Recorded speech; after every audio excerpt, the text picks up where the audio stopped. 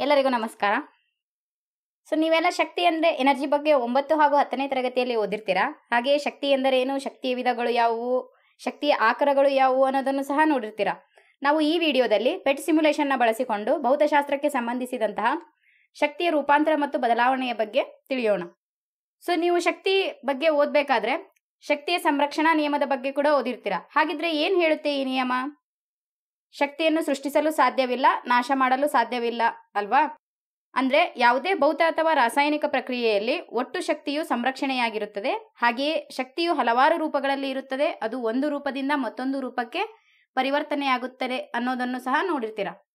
ಉದಾಹರಣೆಗೆ ಇಲ್ಲಿ ನೀವು ನೋಡ್ತಿರ್ಬೋದು, ಕಾರ್ ಇದೆ, ಅದಕ್ಕೆ ನಾವು ಪೆಟ್ರೋಲ್ ಅಥವಾ ಡೀಸೆಲ್ ಹಾಕಿದಾಗ ಕಾರ್ ಮೂವ್ ಆಗುತ್ತೆ ಅಲ್ವಾ? ಇಲ್ಲಿ ಪೆಟ್ರೋಲ್ ಅಥವಾ ಡೀಸೆಲ್ ಅನ್ನೋದು ಕೆಮಿಕಲ್ ಎನರ್ಜಿ. ಇದು ಹಾಕಿದ ಮೇಲೆ ಕಾರ್ ಮೂವ್ ಆಗುತ್ತೆ. ಮೂವ್ ಆಗೋದನ್ನ ನಾವು ಕೈನೆಟಿಕ್ ಎನರ್ಜಿ ಅಂತ ಹೇಳ್ತೀವಿ. ಕೆಮಿಕಲ್ ಎನರ್ಜಿ ಅಂದರೆ ರಾಸಾಯನಿಕ ಶಕ್ತಿ ಚಲನ ಶಕ್ತಿಯಾಗಿ ಪರಿವರ್ತನೆಗೊಂಡಿದೆ ಅಂತ ನಾವಿಲ್ಲಿ ಹೇಳ್ತೀವಿ. ಇಲ್ಲಿ ಕೆಲವೊಂದಿಷ್ಟು ಶಕ್ತಿಯ ವಿಧಗಳನ್ನು ಸಹ ನಾವು ನೋಡ್ಬೋದು. ಇಲ್ಲಿ ನೋಡ್ತಿದ್ದೀರಾ, ಕಿರು ಜಲ ವಿದ್ಯುತ್ ಸ್ಥಾವರ, ಉಷ್ಣ ಶಕ್ತಿ ಸ್ಥಾವರ, ಸೌರಶಕ್ತಿ, ಪವನ ಶಕ್ತಿ. ಈ ರೀತಿಯಾಗಿ ಕೆಲವೊಂದಿಷ್ಟು ಶಕ್ತಿಯ ವಿಧಗಳನ್ನ ನಾವು ದಿನನಿತ್ಯವಾಗಿ ನೋಡ್ಬೋದು. ನಾವೀಗ ಪೆಟ್ ಸಿಮ್ಯುಲೇಷನ್ನ ಬಳಸಿಕೊಂಡು ಶಕ್ತಿಯ ರೂಪಾಂತರ ಮತ್ತು ಬದಲಾವಣೆಯ ಬಗ್ಗೆ ತಿಳಿಯೋಣ. ಹಾಗಿದ್ರೆ ಅದಕ್ಕೂ ಮೊದಲು ಅದನ್ನ ಸಿಮ್ಯುಲೇಷನ್ ಅರ್ಥ ಆಗಬೇಕು ಅಂದರೆ ನಮಗೆ ಇಷ್ಟು ಟಾಪಿಕ್ಸ್ ಗೊತ್ತಿರಬೇಕು. ಕನ್ಸರ್ವೇಷನ್ ಆಫ್ ಎನರ್ಜಿ ಅಂದರೆ ಶಕ್ತಿಯ ಸಂರಕ್ಷಣೆ, ಎನರ್ಜಿ ಸಿಸ್ಟಮ್ಸ್ ಅಂದರೆ ಶಕ್ತಿಯ ವ್ಯವಸ್ಥೆಗಳು, ಎನರ್ಜಿ ಟ್ರಾನ್ಸ್ಫರ್ ಅಂದರೆ ಶಕ್ತಿ ವರ್ಗಾವಣೆ, ಎನರ್ಜಿ ಕನ್ವರ್ಷನ್ ಅಂದರೆ ಶಕ್ತಿ ಪರಿವರ್ತನೆ, ಹೀಟ್ ಕಂಡಕ್ಷನ್ ಅಂದರೆ ಶಾಖದ ವಹನ ಅಥವಾ ಉಷ್ಣವಹನ ಅಂತ ಹೇಳ್ತೀವಿ. ನಾವೀಗ ಪೆಟ್ ಟೂಲ್ನ ಓಪನ್ ಮಾಡೋಣ. ನಾವು ಪೆಟ್ ಟೂಲ್ನ ಓಪನ್ ಮಾಡಿದಾಗ ಇಲ್ಲಿ ಫಿಸಿಕ್ಸ್ ಅಂತ ಕ್ಲಿಕ್ ಮಾಡಿದರೆ ಇಲ್ಲಿ ಕೆಳಗಡೆ ಇರುತ್ತೆ ಎನರ್ಜಿ ಫಾರ್ಮ್ಸ್ ಆ್ಯಂಡ್ ಚೇಂಜಸ್ ಅಂತ. ನಾವು ಇದನ್ನ ಓಪನ್ ಮಾಡಿದಾಗ ಸಿಮ್ಯುಲೇಷನ್ ಈ ರೀತಿಯಾಗಿ ಬರುತ್ತೆ. ಆ್ಯಂಡ್ ಅದಕ್ಕೆ ರಿಲೇಟೆಡ್ ಇರೋ ಟಾಪಿಕ್ಸ್ ಆಗಲೇ ನೋಡಿದ್ವಿ, conservation of energy, energy systems, energy transfer, energy conversion, heat conduction ಅಂತ. ಈಗ ಸಿಮ್ಯುಲೇಷನ್ ಓಪನ್ ಮಾಡೋಣ ನಾವು. ಈಗ ಸಿಮ್ಯುಲೇಷನ್ನ ಓಪನ್ ಮಾಡಿದ ಮೇಲೆ ಇಂಟ್ರೋ ಹಾಗೆ ಸಿಸ್ಟಮ್ಸ್ ಅನ್ನೋ 2 ಪಾರ್ಟ್ ಬರುತ್ತೆ. ನಾವು ಇಂಟ್ರೋ ಓಪನ್ ಮಾಡಿದಾಗ ಈ ರೀತಿಯಾಗಿ ಕಾಣಿಸುತ್ತೆ. ಇಲ್ಲಿ energy symbols and link heaters ಅಂತ ಇದೆ. ಇದನ್ನ ಕ್ಲಿಕ್ ಮಾಡಬೇಕು. ಲಿಂಕ್ ಹೀಟರ್ಸ್ ಅಂದರೆ ಇಲ್ಲಿ ನೋಡ್ತಿರ್ಬೋದು ನೀವು ಇವೆರಡು ಹೀಟರ್ಸ್. ಇವೆರಡು ಲಿಂಕ್ ಮಾಡಿದ್ದು ಅಂದರೆ ಒಂದು ಆನ್ ಮಾಡಿದರೆ 2 ಕೂಡ ಆನ್ ಆಗುತ್ತೆ, ಒಂದು ಆಫ್ ಮಾಡಿದರೆ 2 ಆಫ್ ಆಗುತ್ತೆ. ನಾವು ಇದನ್ನ ಕ್ಲಿಕ್ ಮಾಡಲಿಲ್ಲ ಅಂದರೆ ನಮಗೆ ಯಾವ್ದು ಆನ್ ಮಾಡಿರ್ತೀವೋ ಅದಷ್ಟೇ ಆನ್ ಆಗುತ್ತೆ. ಇಲ್ಲಿ ನೋಡ್ಬೋದು ನೀವು. ಈಗ ನಾವು ಒಂದೊಂದನ್ನೇ ಹೀಟ್ ಮಾಡಿ ನೋಡೋಣ ಎನರ್ಜಿ ಯಾವ ರೀತಿಯಾಗಿ ಟ್ರಾನ್ಸ್ಫರ್ ಆಗುತ್ತೆ ಅಂತ. ಲಿಂಕ್ ಹೀಟರ್ಸ್ನ ಆನ್ ಮಾಡಿದರೆ ಒಂದು ಹೀಟರ್ ಮೇಲೆ ವಾಟರ್ ಅಂದರೆ ನೀರಿಟ್ಟರೆ, ಇನ್ನೊಂದು ಹೀಟರ್ ಮೇಲೆ ಆಯಿಲ್ ಅಂದರೆ ಎಣ್ಣೆ ಇಡೋಣ. ಇವಾಗ ಇದನ್ನ ಹೀಟ್ ಮಾಡಿದರೆ ನೋಡ್ತಿರ್ಬೋದು ನೀವು, ಎನರ್ಜಿ ಟ್ರಾನ್ಸ್ಫರ್ ಆಗ್ತಿದೆ ಇಲ್ಲಿಂದ ಈ ವಾಟರ್ಗೆ, ಈ ಕಡೆ ಆಯಿಲ್ಗೆ. ಇಲ್ಲಿ ನೀರಲ್ಲಿ ನೋಡ್ತಿರ್ಬೋದು ನೀವು ಎನರ್ಜಿ ಜಾಸ್ತಿ ಇದೆ, ಇಲ್ಲಿ ಆಯಿಲಲ್ಲಿ ಕಡಿಮೆ ಇದೆ. ನೀವು ಅಬ್ಸರ್ವ್ ಮಾಡಿರ್ತೀರಾ, ನೀರು ಬೇಗ ಹೀಟ್ ಆಗುತ್ತೆ, ಬೇಗ ಕೂಲ್ ಆಗುತ್ತೆ. ಆಯಿಲು ತುಂಬ ನಿಧಾನಕ್ಕೆ ಹೀಟ್ ಆಗುತ್ತೆ ಅಂದರೆ ಬಿಸಿ ಆಗುತ್ತೆ, ನಿಧಾನಕ್ಕೆ ಕೂಲ್ ಆಗುತ್ತೆ. ಇಲ್ಲಿ ಆ ನೀರು ಹೀಟ್ ಆದಾಗೆಲ್ಲ ಆವಿಯಾಗಿ ಹೋಗುತ್ತೆ. ನೀವು ನೋಡ್ತಿದ್ದೀರಾ ಅಲ್ವಾ, ಮೇಲೆ ಆವಿಯಾಗಿ ಹೋಗ್ತಿರೋದು. ಇಲ್ಲಿನೂ ಸಹ ಸ್ವಲ್ಪ ಎನರ್ಜಿ ಹೋಗ್ತಾ ಇದೆ. ಈಗ ನಾವು ಇದನ್ನ ಕೂಲ್ ಮಾಡಿದಾಗ, ಕೂಲ್ ಮಾಡ್ಬೇಕಂದ್ರೆ ಕೆಳಗಡೆ ಇದನ್ನ ಸರಿಸ್ಬೇಕು. ಈಗ ಕೂಲ್ ಆಗ್ತಿದೆ, ಕೆಳಗಡೆ ಇರೋದು ಐಸ್. ನೀರಿಂದ ಸ್ವಲ್ಪ ಎನರ್ಜಿ ಐಸ್ಗೆ ಟ್ರಾನ್ಸ್ಫರ್ ಆಗ್ತಿದೆ. ನೀವು ನೋಡ್ಬೋದು, ಆಯಿಲಿಂದ ನಿಧಾನಕ್ಕೆ ಆಗ್ತಿದೆ, ನೀರಿಂದ ಬೇಗ ಆಗ್ತಿದೆ. ಈ ರೀತಿಯಾಗಿ ಎನರ್ಜಿ ಟ್ರಾನ್ಸ್ಫರ್ ಆಗುತ್ತೆ ಅನ್ನೋದನ್ನ ನೋಡ್ಬೋದು. ಇಲ್ಲಿ ನೀವು ನೋಡ್ತಿದ್ದೀರಾ ಥರ್ಮೋಮೀಟರ್ ಇದೆ, ಇದ್ರ ಹೀಟ್ನ ನಾವು ನೋಡ್ಬೋದು ಎಷ್ಟಿದೆ ಅಂತ. ನೀರಲ್ಲಿ ನೀವು ಥರ್ಮೋಮೀಟರ್ ನೀವು ಈ ಥರ ಪ್ಲೇಸ್ ಮಾಡಿದಾಗ ರೈಸ್ ಆಗಲ್ಲ. ಥರ್ಮೋಮೀಟರಲ್ಲಿ ರೆಡ್ ಕಲರ್ ಮಾರ್ಕ್ ಕಾಣ್ತಿದೆ ಅಲ್ವಾ, ಅದು ಜಾಸ್ತಿ ಆಗಲ್ಲ. ಅಂದರೆ ನಾವಿವಾಗ ಕೂಲ್ ಮಾಡಿದ್ದೀವಿ ನೀರನ್ನ. ಆಯಿಲಲ್ಲಿ ಇಟ್ಟಾಗ ಅಷ್ಟೇ ಇದೆ, ಯಾಕಂದರೆ ಇವಾಗ ಕೂಲ್ ಆಗಿದೆ.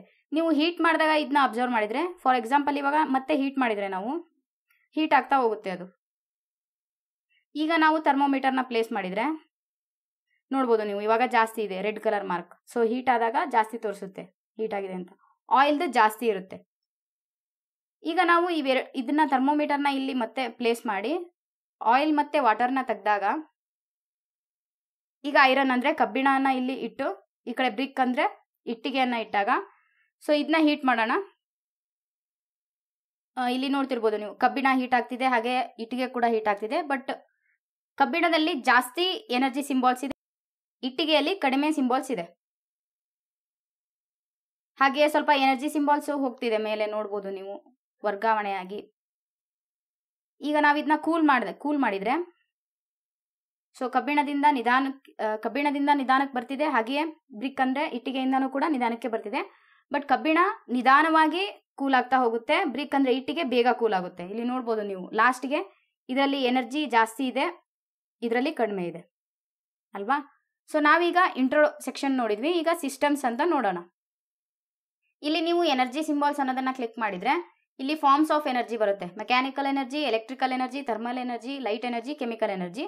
ಸೊ ಮೆಕ್ಯಾನಿಕಲ್ ಎನರ್ಜಿ ಅಂದರೆ ಯಾಂತ್ರಿಕ ಶಕ್ತಿ, ಎಲೆಕ್ಟ್ರಿಕಲ್ ಎನರ್ಜಿ ಅಂದರೆ ವಿದ್ಯುತ್ ಶಕ್ತಿ, ಥರ್ಮಲ್ ಎನರ್ಜಿ ಅಂದರೆ ಉಷ್ಣ ಶಕ್ತಿ, ಲೈಟ್ ಎನರ್ಜಿ ಅಂದರೆ ಬೆಳಕಿನ ಶಕ್ತಿ, ಕೆಮಿಕಲ್ ಎನರ್ಜಿ ಅಂದರೆ ರಾಸಾಯನಿಕ ಶಕ್ತಿ. ಸೊ ಇಲ್ಲಿ ಈ ಕಲರ್ಸ್ ಯಾವ್ಯಾವುದು ತೋರಿಸುತ್ತೆ ಅಲ್ಲ, ಆ ಎನರ್ಜಿ ಇನ್ನೊಂದು ತರಹದ ಎನರ್ಜಿ ಆಗಿ ಕನ್ವರ್ಟ್ ಆಗುತ್ತೆ.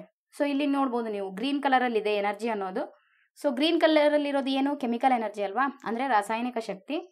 ನಾವು ಇಲ್ಲಿ ಕಾಣಿಸ್ತಿದೆ ಅಲ್ವಾ ಈ ಪಟ್ಟಿ, ಇದನ್ನ ಮೂವ್ ಮಾಡಿದಾಗ ಸೈಕಲ್ ತುಳಿಯೋದು ಸ್ಟಾರ್ಟ್ ಆಗುತ್ತೆ. ಸೊ ಇವಾಗ ಇವನು ಸೈಕಲ್ ತುಳಿತಿದ್ದಾನೆ. ಸೊ ಸೈಕಲ್ ತುಳಿತಿದ್ದಾರೆ.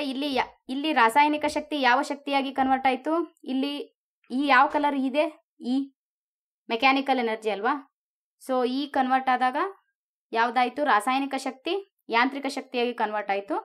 ಇಲ್ಲಿ ಜನರೇಟರಲ್ಲಿ ಬಂದಾಗ ಇದು ವಿದ್ಯುತ್ ಶಕ್ತಿಯಾಗಿ ಕನ್ವರ್ಟ್ ಆಗಿ ಲಾಸ್ಟ್ಗೆ ನೀರು ಬಿಸಿ ಆಗ್ತಿದೆ. ಸೊ ನೀರು ಬಿಸಿ ಆಗ್ತಿರೋದು ಇಲ್ಲಿ ಈ ಯಾವ ಕಲರ್ ಇದೆ, ರೆಡ್ ಕಲರ್, ಅಂದರೆ ಥರ್ಮಲ್ ಅಂದರೆ ಉಷ್ಣ ಶಕ್ತಿ ಅಂತ ಹೇಳ್ತೀವಿ. ನೀರು ಬಿಸಿ ಆಯ್ತಲ್ವಾ. ಇಲ್ಲಿ ನೀವು ನೋಡ್ಬೋದು ಫೀಡ್ ಮೀ ಅಂತ ಕೊಟ್ಟಿದ್ದಾರೆ ಅಂದರೆ. ಸೊ ನೆಕ್ಸ್ಟ್ ನಾವು ಇಲ್ಲಿ ಸೈಕಲ್ ಬದಲು ಇದನ್ನ ರಿಪ್ಲೇಸ್ ಮಾಡ್ಬೋದು, ಇದನ್ನ ವಾಟರ್ ಬದಲು ಇಲ್ಲಿ ನೆಕ್ಸ್ಟ್ ನಾವು ಫಾರ್ ಎಕ್ಸಾಂಪಲ್ ಈ ಫ್ಯಾನ್ನ ರಿಪ್ಲೇಸ್ ಮಾಡಿದರೆ ಚೇಂಜ್ ಆಯಿತು ಇವಾಗ. ಸೊ ಇದನ್ನ ನಾವು ನೀರು ಬರುತ್ತೆ ಇವಾಗ ಆನ್ ಮಾಡಿದರೆ, ಇಲ್ಲಿ ಈ ವೀಲ್ ತಿರುಗ್ತಿದೆ ಅಲ್ವಾ ಚಕ್ರ, ಇದನ್ನ ನಾವು ಮೆಕ್ಯಾನಿಕಲ್ ಎನರ್ಜಿ ಅಂತ ಹೇಳ್ತೀವಿ. ಸೊ ಈ ನೀರು ಈ ವೀಲ್ ಮೇಲೆ ಬಿದ್ದಾಗ ಚಕ್ರದ ಮೇಲೆ, ಇದು ಮೆಕ್ಯಾನಿಕಲ್ ಎನರ್ಜಿ. ಜನರೇಟರಲ್ಲಿ ಪಾಸ್ ಆದಾಗ ಎಲೆಕ್ಟ್ರಿಕಲ್ ಎನರ್ಜಿಯಾಗಿ ಕನ್ವರ್ಟ್ ಆಗಿ ಫ್ಯಾನ್ ತಿರುಗುತ್ತೆ. ಸೊ ಫ್ಯಾನ್ ತಿರುಗ್ತಿರೋದನ್ನ ನಾವು ಮೆಕ್ಯಾನಿಕಲ್ ಎನರ್ಜಿ ಅಂತ ಹೇಳ್ತೀವಿ. ಹಾಗೆಯೇ ನಾವು ಈ ನಲ್ಲಿ ಬದಲು ಇಲ್ಲಿ ಸೂರ್ಯ ಇದೆ. ಸೊ ಸೂರ್ಯನಿಂದ ಕೂಡ ರಿಪ್ಲೇಸ್ ಮಾಡ್ಬೋದು. ಸೂರ್ಯ ಅಂದರೆ ಇದನ್ನು ನಾವು ತೆಗಿಬೇಕಾಗುತ್ತೆ ಜನರೇಟರ್. ಸೊ ನಾವಿಲ್ಲಿ ಸೋಲಾರ್ ಸೆಲ್ ಹಾಕಿದರೆ ಇಲ್ಲಿ ನಾವು ಲೈಟ್ ಹಾಕ್ಬೋದು. ಸೊ ಇವಾಗ ಲೈಟ್ ಹಾಕೋಣ. ಇಲ್ಲಿ ಸೂರ್ಯನಿಂದ ಬರ್ತಕ್ಕಂಥ ಕಿರಣಗಳೆಲ್ಲ ಯಾವ ಎನರ್ಜಿ, ಲೈಟ್ ಎನರ್ಜಿ. ಇಲ್ಲಿ ನೋಡ್ಬೋದು ಈ ಯಾವ ಕಲರಲ್ಲಿದೆ, ಯೆಲ್ಲೋ ಕಲರ್ ಅಂದರೆ ಹಳದಿ ಕಲರ್. ಸೊ ಇಲ್ಲಿ ಬರ್ತಿದೆ ಅಲ್ವಾ, ಇದನ್ನೆಲ್ಲ ನಾವು ಲೈಟ್ ಎನರ್ಜಿ ಅಂತ ಹೇಳ್ತೀವಿ. ಸೊ ಇಲ್ಲಿ ಕ್ಲೌಡ್ಸ್ ಅಂತ ಕೊಟ್ಟಿದ್ದಾರೆ. ನೀವು ಮೋಡನ ಜಾಸ್ತಿ ಮಾಡಿದೆ ಅಲ್ಲಿಂದ ಬರುವಂಥ ಲೈಟ್ ಎನರ್ಜಿ ಕಡಿಮೆ ಆಗುತ್ತೆ. ಸೊ ಕಡಿಮೆ ಆದಾಗ ಇಲ್ಲಿ ಬಂದು ಶಾಖ ತಲುಪೋದಿಲ್ಲ. ಸೊ ನಾವು ಇದನ್ನ ಕಡಿಮೆ ಮಾಡಿದಾಗ ಮೋಡನ, ಈ ಲೈಟ್ ಎನರ್ಜಿ ಬಂದು ಈ ಸೋಲಾರ್ ಸೆಲ್ ಮೇಲೆ ಬಿದ್ದಾಗ ಯಾವ ಎನರ್ಜಿಯಾಗಿ ಕನ್ವರ್ಟ್ ಆಗುತ್ತೆ ಅನ್ನೋದನ್ನ ನೋಡ್ಬೋದು. ಇಲ್ಲಿ ವಿದ್ಯುತ್ ಶಕ್ತಿಯಾಗಿ ಕನ್ವರ್ಟ್ ಆಗ್ತಾ ಹೋಗ್ತಿದೆ ಅದು. ಸೊ ಇಲ್ಲಿ ವಿದ್ಯುತ್ ಶಕ್ತಿಯಾಗಿ ಹೇಗೆ ಕನ್ವರ್ಟ್ ಆಗ್ತಿದೆ ಅಂತ ಗೊತ್ತಾಗಬೇಕಂದ್ರೆ ಇಲ್ಲಿ ಈ ನೋಡ್ಬೋದು ನೀವು, ನೀಲಿ ಕಲರಲ್ಲಿದೆ. ಈ ಅನ್ನೋದು ನೀಲಿ ಕಲರಲ್ಲಿದೆ ಎಲೆಕ್ಟ್ರಿಕಲ್ ಎನರ್ಜಿ ಅಂದರೆ ವಿದ್ಯುತ್ ಶಕ್ತಿ. ಸೊ ಇದು ಯಾವ ಎನರ್ಜಿಯಾಗಿ ಕನ್ವರ್ಟ್ ಆಯ್ತು ಲಾಸ್ಟ್ಗೆ, ಥರ್ಮಲ್ ಎನರ್ಜಿ. ಇಲ್ಲಿ ನೋಡ್ಬೋದು ನೀವು ಈ ರೆಡ್ ಕಲರ್ ಥರ್ಮಲ್ ಎನರ್ಜಿ ಇಲ್ಲಿ ಕಾಣಿಸ್ತಿದೆ ಅಲ್ವಾ ಒಳಗೆ. ಸೊ ಥರ್ಮಲ್ ಎನರ್ಜಿಯಾಗಿ ಕನ್ವರ್ಟ್ ಆಗಿದ್ದರಿಂದ ಬಲ್ಬ್ ಆನ್ ಆಗಿದೆ, ಇಲ್ಲಿ ಗ್ಲೋ ಆಗ್ತಿದೆ.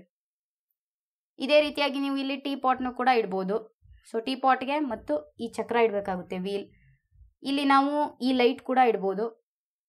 ಸೊ ಇವಾಗ ನಾವು ಇದನ್ನ ಹೀಟ್ ಮಾಡಿದರೆ ಟೀ ಪಾಟ್ನ, ಇಲ್ಲಿ ಹೀಟ್ ಆನ್ ಮಾಡಿದಾಗ ಇಲ್ಲಿಂದ ಯಾವ ಎನರ್ಜಿ, ಥರ್ಮಲ್ ಎನರ್ಜಿ ಬಿಸಿ ಆಯ್ತಲ್ವಾ, ಥರ್ಮಲ್ ಎನರ್ಜಿ. ಸೊ ಇಲ್ಲಿಂದ ಈ ಚಕ್ರ ತಿರುಗ್ತಿರೋದು ಯಾವ ಎನರ್ಜಿ, ಮೆಕ್ಯಾನಿಕಲ್ ಎನರ್ಜಿ.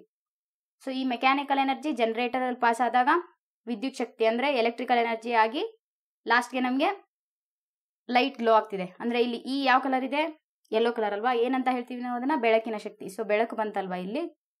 ಈ ರೀತಿಯಾಗಿ ನೀವು ಇದನ್ನ ಚೇಂಜ್ ಮಾಡ್ತಾ ಹೋಗ್ಬೋದು. ಸೊ ಈಗ ನೀವು ನೋಡಿದ್ರಿ ಅಲ್ವಾ ಪೆಟ್ ಸಿಮ್ಯುಲೇಷನ್ನ ಬಳಸಿಕೊಂಡು ಯಾವ ರೀತಿಯಾಗಿ ಶಕ್ತಿಯ ರೂಪಾಂತರವನ್ನ ಮಾಡ್ಬೋದು ಅಂತ. ಹಾಗೆ ಇದಕ್ಕೆ ರಿಲೇಟೆಡ್ ಇರೋ ಸಿಮ್ಯುಲೇಷನ್ಸ್ ಇದೆ, generator, energy strike park, States of matter, green house effect ಅಂತ.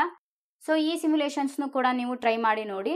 ಹಾಗೆಯೇ ಶಕ್ತಿಯ ಮೂಲಗಳು ಬದಲಾಯಿಸುವವರು ಮತ್ತು ಬಳಕೆದಾರರೊಂದಿಗೆ ವ್ಯವಸ್ಥೆಯನ್ನು ವಿನ್ಯಾಸಗೊಳಿಸಿ ಮತ್ತು ಶಕ್ತಿಯು ಹೇಗೆ ಹರಿಯುತ್ತದೆ ಒಂದು ರೀತಿಯ ಶಕ್ತಿಯನ್ನು ಇನ್ನೊಂದಕ್ಕೆ ಬದಲಾಯಿಸುತ್ತದೆ ಎಂಬುದನ್ನು ಗಮನಿಸಿ.